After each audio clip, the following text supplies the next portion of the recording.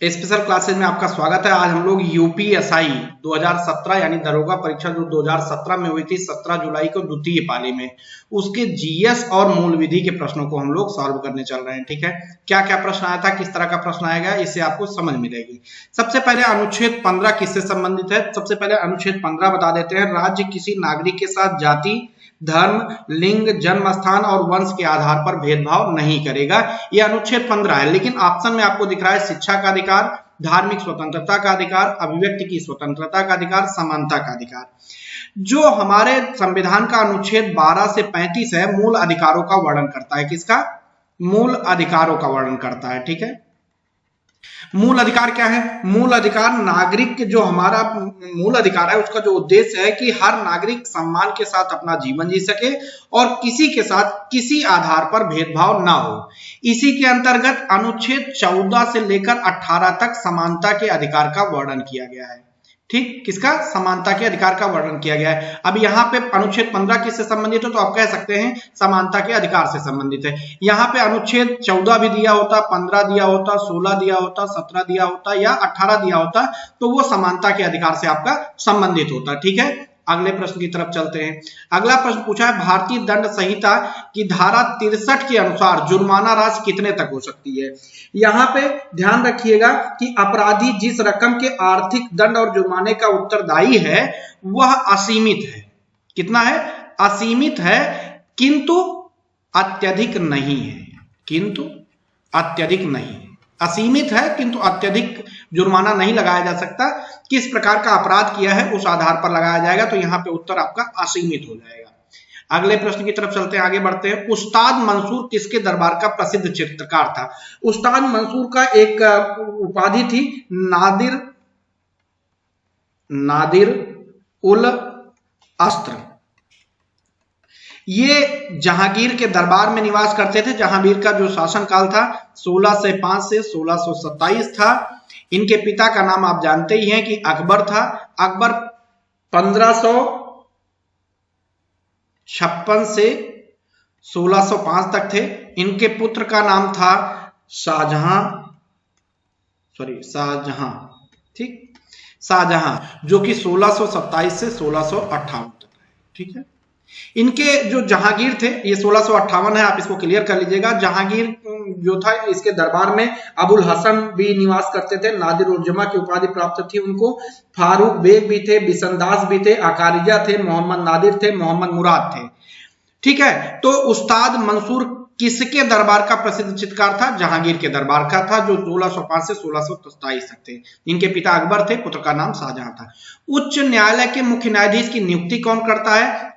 जो उच्च न्यायालय है, राज्यों का उच्च न्यायालय हो, 214 से 231 तक इसका वर्णन किया गया है। इसी के अंतर्गत अनुच्छेद 217 में कहा गया है उच्च न्यायालय के न्यायाधीश की नियुक्ति कौन करेगा?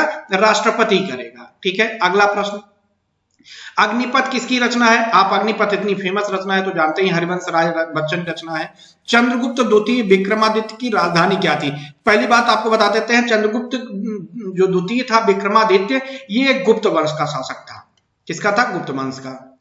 ठीक, गुप्त वंश की स्थापना किसने की थी? श्री गुप्त ने की थी। लेकिन इसका वास्तविक जो संस्थापक माना जाता है वो चंद्रगुप्त प्रथम को माना जाता है। किसको? चंद्रगुप्त प्रथम को, फर्स्ट को। ठीक है, चंद्रगुप्त प्रथम 319 से 334 तक रहा। उसके बाद आता है समुद्रगुप्त, जिसको पराक्रमा बोलते हैं। समुद्रगुप्त 335 या 334 से आप कह सकते हैं 375 तक रहा है। इसी के बाद आता है चंद्रगुप्त द्वितीय, जो कि 375 से 415 तक रहा है। यही चंद्रगुप्त द्वितीय है जिसने विक्रमादित्य की उपाधि धारण की थी। विक्रमादित्य के अलावा देवी श्री की भी उपाधि धारण की थी। देवी श्री के अलावा परम भागवत की भी उपाधि धारण की थी। परम भागवत की भी उपाधि इसने धारण की थी। ठीक है, तो चंद्रगुप्त द्वितीय यानी विक्रमादित्य की राजधानी क्या थी? इसकी पहली राजधानी थी पाटलिपुत्र। दूसरी राजधानी इसकी थी उज्जैनी। ठीक, दो राजधानियां थी। तो चंद्रगुप्त की पहली राजधानी पाटलिपुत्र, उज्जैनी। यहाँ पे ऑप्शन है राजगृह, उज्जैन, पाटलिपुत्र, थानेश्वर। तो आपका उत्तर हो जाएगा पाटलिपुत्र। ठीक है, क्योंकि पहली राजधानी लगाना है, उज्जैनी शब्द भी नहीं दिया है। उज्जैन में। आईपीसी की धारा 24 में परिभाषित किया गया है, आईपीसी की धारा 24 में कहा गया है कि अगर किसी व्यक्ति को गलत तरीके से हानि पहुंचाने के आशय से कोई कार्य किया जाता है तो उसको बेईमानी कहते हैं। तो यहाँ पे बेईमानी को परिभाषित किया गया है, कपट पूर्वक को नहीं किया गया है, कूटकरण नहीं किया गया है, मूल्यवान प्रतिभूत नहीं है, बेईमानी शब्द का इस्तेमाल किया गया है। सीआरपीसी की धारा 42 संबंधित है, प्रश्न पूछ रहा है। ठीक है, सीआरपीसी की धारा 42 किससे संबंधित है, यह प्रश्न पूछ सकता है। जब कोई व्यक्ति असंज्ञेय अपराध करता है और पुलिस अधिकारी द्वारा नाम व निवास पूछा जाता है, अगर वो बताने से इनकार करता है तो धारा 42 के अंतर्गत उसको पनिशमेंट मिलता है। तो नाम और निवास बताने से इनकार करने पर गिरफ्तारी की जाती है। ठीक, ये धारा 42 संबंधित है। अब प्रश्न आता है असंज्ञेय अपराध करता है। ठीक है, अपराध दो तरीके के होते हैं, एक संज्ञेय अपराध होता है, एक असंज्ञेय अपराध होता है। ठीक, उसमें भी आगे भी जमानती और गैर जमानती अपराध होते हैं, पर बहरहाल हम लोग इस पे आते हैं संज्ञेय अपराध क्या होता है। संज्ञेय अपराध की अगर हम बात करें, यहाँ पे आप लिख लीजिए पहले, संज्ञेय अपराध क्या होता है। संज्ञेय अपराध मजिस्ट्रेट के वारंट से ही गिरफ्तार किया जा सकता है। ठीक, सॉरी, मजिस्ट्रेट के वारंट के बिना पुलिस गिरफ्तार कर सकती है। मतलब जो संज्ञेय अपराध होता है इसको बड़े अपराधों की सूची में लाते हैं तो मजिस्ट्रेट के वारंट की जरूरत नहीं है, सबसे पहले गिरफ्तार कर लिया जाता है। दूसरी बात, इसका जो अनुसंधान होता है, इस पे खोजबीन जो चालू होती है, वो भी काम बिना मजिस्ट्रेट की आज्ञा से किया जा सकता है। लेकिन जो असंज्ञेय अपराध होता है, ये नॉर्मल अपराध होते हैं, इनमें क्या है, सिर्फ जब वारंट जारी होगा मजिस्ट्रेट द्वारा तभी उसको गिरफ्तार किया जा सकता है और मजिस्ट्रेट की आज्ञा से ही इस पर अनुसंधान पुलिस कर सकती है। तो संज्ञेय अपराध जो गंभीर अपराध होते हैं उसके वो आता है, और असंज्ञेय में वो आते हैं जो नॉर्मल अपराध है। ठीक, अगले प्रश्न पे आते हैं। दहेज मृत्यु किस धारा में वर्णित है? दहेज मृत्यु की बात की जा रही है। सबसे पहले ये जान लीजिए 304 ख में दहेज मृत्यु धारा वर्णित है। दहेज मृत्यु किसके कहते हैं, सबसे पहले ये समझिए, अगर शादी यानी विवाह के 7 साल के अंदर कोई महिला की मौत होती है जलकर, शारीरिक चोट से या सामान्य स्थिति से थोड़ा अलग होती है तो उसको दहेज मृत्यु कहा जाता है, अगर उसके पहले कभी दहेज की मांग की गई है। ठीक है, तो दहेज अगर मांग की गई है तो फिर दहेज हत्या हुई, अगर नहीं भी की गई है, उनके लड़की वाले लिखा देते हैं तो भी वो दहेज मृत्यु के अंतर्गत ही माना जाता है, फिर उस पर अनुसंधान होता है। ठीक है, दहेज हत्या में जो दोषी व्यक्ति पाया जाता है उसको न्यूनतम 7 साल की सजा का प्रावधान है। ठीक है, आगे चलते हैं। देवदास के लेखक कौन है? देवदास के लेखक शरद चंद्र है, शरद चंद्र चट्टोपाध्याय पूरा नाम है। अगले प्रश्न की तरफ आते हैं। तीनों सेनाओं का प्रमुख कौन होता है? तो तीनों सेनाओं का प्रमुख अनुच्छेद 53 में कहा गया है कि राष्ट्रपति जो होगा, मतलब संघ की कार्यपालिका की शक्ति जो होगी वो राष्ट्रपति में निहित है।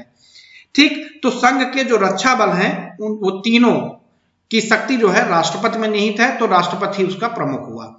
पूछा है संयुक्त राष्ट्र के 8वें महासचिव कौन थे? 8वें महासचिव पूछा है, तो 8वें जो महासचिव थे वो कौन थे? पहला प्रश्न है बान की moon, Kofi Annan, Boutros Ghali और जोबियर पेरिस। तो आपको बता दें कि बान की मून 8वें महासचिव थे। पहले महासचिव कौन थे? पहले महासचिव पूछा जाएगा आपसे कि इस समय कौन है, तो आप एंटोनियो गुटरेस लगा दीजिएगा, एंटोनियो गुटरेस। पहले जो महासचिव हैं वो थे त्रिगवेली, पहले महासचिव त्रिगवेली। ठीक है, 24 अक्टूबर 1945 को यूएन की स्थापना की गई। कब? 24 अक्टूबर 1945 को, इसीलिए 24 अक्टूबर को यूएन दिवस मनाया जाता है, संयुक्त राष्ट्र संघ दिवस मनाया जाता है। ठीक है, इसमें कुल 193 सदस्य हैं। दक्षिणी सूडान सबसे लास्ट में शामिल हुआ है। इसका मुख्यालय न्यूयॉर्क में है, न्यूयॉर्क में मैनहट्टन द्वीप है, वहीं पर इसका मुख्यालय है। पहली जो इसकी बैठक हुई थी, स्थापना 45 में हुई थी, पहली बैठक 1952 में हुई थी। ठीक है, ध्यान रखिएगा। फ्रेंच है, अरबी है, चीनी है, रसियन है, इन सब भाषाओं में यूएन काम करता है। ठीक, तो पहला हो गया। देखिए आगे अगला प्रश्न इसी से आधारित फिर आ गया है। संयुक्त राष्ट्र के पहले महासचिव हमने बताया आपको त्रिगवेली थे, तो आप त्रिगवेली लगा सकते हैं। 1946 से लेकर 1952 तक ये रहे। ठीक है, त्रिगवेली नॉर्वे के रहने वाले थे और संयुक्त राष्ट्र संघ के पहले महासचिव रहे। प्रसिद्ध पुस्तिका इंडिका किसने लिखी थी? इंडिका आप जानते हैं मेगास्थनीज ने लिखी थी, जो चंद्रगुप्त मौर्य और सिकंदर के समकालीन था। ठीक है, कागज के उत्पादन में अग्रणी राज्य प्रश्न पूछ रहा है तो पश्चिम बंगाल कागज के उत्पादन में अग्रणी राज्य है। प्रश्न अगले की तरफ आते हैं। अफगानिस्तान की राजधानी क्या है पूछा है, ये तो आसान है, आप बता ही सकते हैं कि काबुल अफगानिस्तान की राजधानी है। ठीक है, अगले प्रश्न की तरफ आगे बढ़ते हैं। पंचायती राज स्तरीय प्रणाली है तो आपको बताना है 3, क्योंकि बलवंत राय मेहता समिति आई थी जिसपे त्रिस्तरीय पंचायत प्रणाली का सुझाव दिया था, उसी आधार पर शामिल किया गया, जिसमें ग्राम स्तर, ब्लॉक स्तर, जिला स्तर पर। पहली पंचायती राज व्यवस्था का जो उद्घाटन किया गया था वो 2 अक्टूबर 1959 नागौर जिला राजस्थान नागौर जिले में पंडित जवाहरलाल नेहरू ने किया था। अगला प्रश्न चलते हैं, अगले प्रश्न की तरफ चलते हैं। अगला प्रश्न है, निम्नलिखित में कौन सी किताब कालिदास के द्वारा लिखी गई है? कालिदास के द्वारा आप जानते हैं मेघदूत लिखी गई है। अभिज्ञान शाकुंतलम हो गया, कुमार संभव हो गया, ऋतु संहार, मेघदूत, मालविकाग्निमित्रम हो गया। ठीक, ये सब किसके द्वारा लिखी गई? कालिदास के द्वारा लिखी गई है। संसद की पुष्टि के बगैर वित्तीय आपात की घोषणा अधिकतम कितने समय तक प्रभावी रह सकती है? अनुच्छेद 360 में वित्तीय आपात के बारे में दिया गया है। पूछ रहा है घोषणा वित्तीय आपात कर दी जाए और संसद की पुष्टि न हो तो कितने महीनों तक प्रभावी रह सकती है, कितने समय तक? तो 2 महीने तक प्रभावी रह सकती है। फिर उसके बाद संसद की अगर 2 महीने के अंदर स्वीकृति मिल जाती है तो वित्तीय आपात जारी रहता है, नहीं तो समाप्त हो जाता है। अगर संसद की पुष्टि मिल जाती है तो जारी रहता है। ये कब तक जारी रहेगा? अनिश्चित काल के लिए जारी रहता है। अगला है, भारतीय दंड संहिता के 1860 के ड्राफ्टिंग, ठीक है, ड्राफ्टिंग से कौन जुड़े हुए थे? ठीक है, प्रश्न ये है, तो लॉर्ड मैकाले जुड़े हुए थे। 1833 में जो अधिनियम आया था, एक्ट 1833 जो है, इसके तहत एक विधि सदस्य को शामिल किया गया था और बाद में 1834 में इसी के तहत विधि आयोग बनाया गया, प्रथम विधि आयोग बनाया गया था। ठीक है, जिसके अध्यक्ष मैकाले ही थे। तो यहाँ पे सबसे सही उत्तर है मैकाले। अगले प्रश्न की तरफ चलते हैं। आपराधिक दायित्व के 2 अति महत्वपूर्ण तत्व हैं। यहाँ पे आपराधिक दायित्व की बात की रही, आशय और कार्य जो है तो आपराधिक दायित्व के महत्वपूर्ण तत्व हैं। ठीक, अपराध को गठित करने के लिए आशय और कार्य दोनों का संगामी होना आवश्यक है, ये आप ध्यान रखिएगा। अगला प्रश्न है, प्रश्न बड़ा दिखेगा लेकिन आसान सा प्रश्न है। भारतीय दंड संहिता की किस धारा के अनुसार इस संहिता के उपबंध में भारत में स्थित कंप्यूटर साधन को लक्ष्य करके भारत के बाहर या उससे परे या ठीक अपराध करने वाले किसी व्यक्ति द्वारा किए गए किसी अपराध को भी लागू होंगे? यहां पे लागू लिख लीजिए, लागू होंगे। ठीक है, तो धारा 4(3) के अंतर्गत अगर कोई व्यक्ति इस तरह का अपराध करता है तो उस पर लागू किया जाएगा। प्रश्न नंबर 23 आता है, भारतीय दंड संहिता 1860 के अंतर्गत सरकार शब्द का द्योतक है। जो भारतीय दंड संहिता है उसमें 1860 के अंतर्गत जो शब्द सरकार शब्द दिया गया है वो केंद्र सरकार और राज्य सरकार दोनों शब्दों का वर्णन करता है। ठीक है, तो यहाँ पे सी ऑप्शन, केंद्र सरकार, केंद्रीय सरकार या राज्य सरकार का द्योतक है। ठीक है, प्रश्न नंबर 24 आप देखेंगे तो प्रश्न नंबर 24 में पूछा है भारतीय दंड संहिता 1860 के अंतर्गत, फिर से वही प्रश्न लिख उठा है तो आप इसको उत्तर कर लीजिएगा। अगला, अन्वेषण के दौरान झूठ को पकड़ने के लिए निम्नलिखित में से किसका प्रयोग किया जाता है? तो ये तो आप जानते हैं कि नार्को टेस्ट भी होता है, अगर कोई व्यक्ति इन्वेस्टिगेशन चल रही है झूठ बोल रहा है तो ब्रेन मैपिंग टेस्ट भी होता है, पॉलीग्राफ भी होता है, तो उपर्युक्त तो सभी आपका आंसर हो जाएगा। ये आपका आंसर है। जीडी तथा सीडी के प्रत्येक पृष्ठ पर किसके कार्यालय की मुहर लगी? तो जीडी मतलब होता है जनरल डायरी, ये थाने में रखी होती है। सीडी जो होती है उसको बोलते हैं केस डायरी। जो जनरल डायरी होती है उसमें क्या किया जाता है, जितने भी काम सुबह से लेकर शाम तक थाने में होते हैं उन सबको लिखा जाता है इसमें। केस डायरी वो होती है जिसमें मतलब जो कोई केस होता है, एफआईआर होता है, उसको लिखा जाता है इस पे। ठीक है, तो जीडी और सीडी के प्रत्येक पृष्ठ पर किसके कार्यालय की मुहर लगी होती है? तो पुलिस अधीक्षक की मुहर लगी हुई होती है। ठीक है, पुलिस अधीक्षक के, जो जिले का एसपी होगा उसकी मुहर लगी हुई होगी। तो जनरल डायरी में जितने भी क्रियाकलाप होंगे, अगर कोई लिखाने एफआईआर आया नहीं लिखा गया तो भी वो लिखा जाएगा, जो भी काम होगा वो सब लिखा जाएगा। केस डायरी में केवल केस से संबंधित चीजें लिखी जाएंगी, ये ध्यान रखिएगा। 27 दंड प्रक्रिया संहिता की किस धारा में संज्ञेय अपराधों को किए जाने से रोकने के लिए गिरफ्तारी का अधिकार पुलिस को प्राप्त है? धारा 151 के अंतर्गत अगर कोई संज्ञेय अपराध होने वाला है तो उसको रोकने के लिए पूरा उस व्यक्ति को, जो अपराधी जिसको मतलब समझ रही है या कोई उस पर मतलब शक है, उसको गिरफ्तार कर सकती है धारा 151 के अंतर्गत। संक्षिप्त विचरण समरी ट्रायल कितनी अवधि के लिए अधिकतम कारावास की सजा दी जा सकती है? मतलब समरी ट्रायल में कितनी अवधि के लिए अधिकतम कारावास की सजा दी सकती है? आपका ऑप्शन है 3 माह, 6 माह, 1 वर्ष, 2 वर्ष से अधिक नहीं। तो यहां पे लिखा है 3 माह से अधिक नहीं, 6 माह से अधिक नहीं, 1 वर्ष से अधिक नहीं, 2 वर्ष से अधिक नहीं। ठीक, तो क्या होगा आंसर आपका? 3 माह से अधिक नहीं। दंड प्रक्रिया संहिता की धारा 226 2 के अंतर्गत संक्षिप्त विचारण में यानी समरी ट्रायल में 3 माह तक की अवधि के लिए कारावास की सजा दी जा सकती है। ठीक, अधिकतम 3 माह यानी 3 माह से अधिक नहीं। अगला प्रश्न है, भारतीय संविधान के अंतर्गत पर्यावरण से संबंधित कौन सा अनुच्छेद है? पर्यावरण से संबंधित अनुच्छेद पूछ रहा है तो 48A है, पर्यावरण से संबंधित है। ये क्या है? 36 से लेकर अनुच्छेद 36 से लेकर 51 तक जो है वो क्या है? नीति निर्देशक तत्व, निर्देशक तत्व है। तो 48 से भी एक नीति निर्देशक तत्व हुआ। इसमें कहा गया है कि राज्य देश के पर्यावरण की सुरक्षा तथा उनमें सुधार करने का और वन तथा वन्य जीव की रक्षा करने का प्रयास करेगा। 48A, तो आपका आंसर 48A हो जाएगा। अगला प्रश्न है, दहेज अपराध धारा 304 खा भारतीय दंड संहिता की विवेचना किसके द्वारा की जाती है? थाना प्रभारी के द्वारा, निरीक्षक रैंक के थाना प्रभारी द्वारा, माने इंस्पेक्टर निरीक्षक का मतलब पुलिस उपाधीक्षक के स्तर के अधिकारी द्वारा, किसी भी विवेचना अधिकारी द्वारा। तो आपका आंसर होगा पुलिस उपाधीक्षक स्तर के किसी अधिकारी द्वारा। दहेज अपराध जो है 304 खा में है भारतीय दंड संहिता की विवेचना पुलिस उपाधीक्षक के अधिकारी द्वारा की जाएगी। ठीक है, वैसे जो सीओ होते हैं और दहेज और यही सब देखते ही हैं। सीओ मतलब वही पुलिस उपाध्यक्ष, डीवाईएसपी जिसको बोलते हैं, यूपीपीएससी के थ्रू होता है। घरेलू हिंसा से महिलाओं का संरक्षण अधिनियम 2005 अधिनियमित हुआ पूछ रहा है। अधिनियमित शब्द पूछा है। 13 सितंबर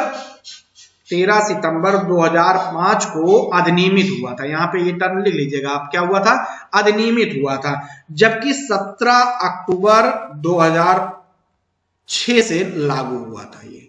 तो यहां पे अधिनियमित प्रश्न पूछ रहा है तो आपको 13 सितंबर 2005 आंसर लगा देना, यानी बी। अगर यही लागू पूछ लेता है, यहां पे अगर शब्द लागू होता तो आपको 17 अक्टूबर 2006 लगाना पड़ता। किशोर न्याय बालकों की देखरेख और संरक्षण अधिनियम 2015 लागू हुआ, यहां पे आया है, ध्यान रखिएगा। ठीक, कब लागू हुआ आइए देखते हैं। सबसे पहले अधिनियमित कब हुआ, पहले इसको देख लीजिए। 31 दिसंबर 2015 को ये अधिनियमित हुआ। लागू कब हुआ? 15, यहाँ पे अधिनियमित फिर से लिख लीजिएगा। लागू कब हुआ? 15 जनवरी 2016 को ये लागू हो गया। तो 15 जनवरी 2016 यहाँ ऑप्शन है। तो अधिनियमित कब हुआ और लागू कब हुआ, इसको बड़े ध्यान से आप देख के प्रश्न करिएगा, नहीं तो बाद में आपको दिक्कत हो जाएगी। अगले प्रश्न की तरफ चलते हैं। भारत के उपराष्ट्रपति का चुनाव किस तरह होता है? यहाँ पे भारत के उपराष्ट्रपति के चुनाव की बात की जा रही है, तो ध्यान रखिएगा। यहाँ पे जब आप पढ़ेंगे राष्ट्रपति द्वारा मनोनयन से गलत है। लोकसभा के संसद और विधानसभा के विधायकों द्वारा सीधे चुनाव गलत है। लोकसभा तथा राज्यसभा के सांसदों द्वारा सीधे चुनाव से। ठीक, अगला पूछा है लोकसभा तथा राज्यसभा के सांसदों द्वारा सीधे चुनाव से, ये सही है, और राष्ट्रीय स्तर पर सीधे चुनाव से ये गलत है। तो लोकसभा और राज्यसभा के सांसदों द्वारा सीधे चुनाव से उपराष्ट्रपति का चुनाव किया जाता है। तो इसके चुनाव के बारे में अनुच्छेद 66(1) में वर्णन किया गया है। अगला प्रश्न है, निम्नलिखित में किस एक की अध्यक्षता ऐसे द्वारा की जाती है जो उसका सदस्य नहीं होता? तो आप जानते हैं राज्यसभा का जो अध्यक्ष होता है उपराष्ट्रपति होता है। ठीक है, ये किसी भी सदन का कोई अधिकारी नहीं होता। 66(2) में ये बात कही गई, किसी सदन का कोई सदस्य नहीं होगा। ठीक, और राज्यसभा का अध्यक्ष उपराष्ट्रपति होता है। ठीक, तो राज्यसभा यहाँ पे आंसर सही हो जाएगा कि राज्यसभा का सदस्य न होते हुए भी उसकी अध्यक्षता करता है। अगले प्रश्न की तरफ आगे बढ़ते हैं। 35 नंबर प्रश्न, राज्यसभा के लिए राष्ट्रपति द्वारा कितने सदस्य नामित किए जाते हैं, पूछ रहा है। नामित किए जाने की जो बात की गई है ये आप ध्यान रखिएगा, अनुच्छेद 83 में कही गई। अनुच्छेद 83 में कि राष्ट्रपति द्वारा मंत्रिपरिषद की सलाह पर कला, विज्ञान, साहित्य व सामाजिक सेवा के क्षेत्र में 12 व्यक्तियों को सदस्य के रूप में नामित किया जा सकता है। तो यहाँ पे 12 आपका आंसर सही हो जाएगा। 83 में कहा गया है कि मंत्रिपरिषद की सलाह पर राष्ट्रपति कला, साहित्य, विज्ञान व सामाजिक क्षेत्र से संबंधित 12 व्यक्तियों को राज्यसभा के सदस्य के रूप में नामित कर सकता है। अगला प्रश्न है, संघ लोक सेवा आयोग के अध्यक्ष सदस्यों की नियुक्ति किसके द्वारा की जाती है। संघ लोक सेवा आयोग के अध्यक्ष और सदस्यों की नियुक्ति जो है अनुच्छेद 316(1) के तहत राष्ट्रपति द्वारा की जाती है। तो आप यहाँ पे राष्ट्रपति आंसर सही कर लीजिएगा। इसका पीडीएफ आपको अपलोड कर दिया जाएगा, नीचे आप डाउनलोड करके इस पे टिक कर सकते हैं। प्रश्न नंबर 37, लोकसभा के चुनाव में निर्वाचित होने के लिए किसी व्यक्ति के लिए न्यूनतम आयु सीमा क्या है। यहाँ पे लोकसभा की बात की जा रही है। लोकसभा की जो न्यूनतम आयु सीमा है वो 25 वर्ष है, जबकि राज्यसभा की अगर बात होती तो वहां पे 30 वर्ष है। लोकसभा का कार्यकाल पूरा होने से पहले भंग किया जा सकता है। बताइए, लोकसभा का कार्यकाल पूरा होने से पहले भंग किया जा सकता है। 85(2) में कहा गया है कि लोकसभा का कार्यकाल पूरा होने से पहले भंग किया जा सकता है। ऐसा प्रधानमंत्री यानी मंत्रिपरिषद की सिफारिश पर राष्ट्रपति द्वारा किया जाता है। तो आपका यहाँ पे क्या उत्तर हो जाएगा, प्रधानमंत्री की सिफारिश पर राष्ट्रपति द्वारा 85(2) में ये वर्णन किया गया है। ठीक है, आगे आपको बता दे रहे हैं कि 10 मार्च से यूपीएसआई की ऑनलाइन बैच शुरू हो रही है। यूपीएसआई यानी दरोगा के लिए ऑनलाइन बैच शुरू होती है, तो आप लोग ज्वाइन कर सकते हैं। ठीक है, और जो मैथ और रीजनिंग है दीपक सर पढ़ाएंगे, जो असिस्टेंट ऑडिट ऑफिसर है कैग में, और मूल विधि और संविधान पढ़ाने के लिए शिवाजी हैं जो हाई कोर्ट में अधिवक्ता हैं, और जीएस और हिंदी मैं स्वयं पढ़ाऊंगा, तो आप मुझे जानते हैं। ठीक है, धन्यवाद।